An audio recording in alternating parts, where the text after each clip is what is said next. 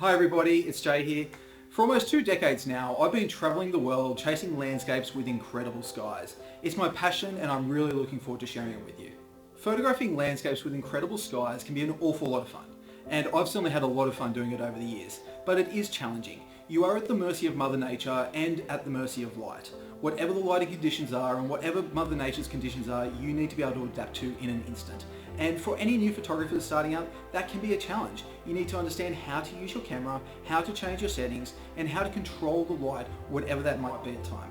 Working with light and Mother Nature involves many different types of conditions.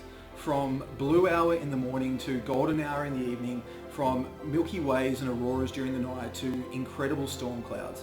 There's a myriad of conditions that you need to try and be comfortable with and learn how to use. In this book, I've spent a great deal of time to try and take you through some of the tips that I've learned over the years. How to look for the right light, what conditions are going to work for the right type of photos, and then when you do find those conditions, how to use your camera correctly so that you can take the right photo and come away with an image that you're going to be happy with for years to come.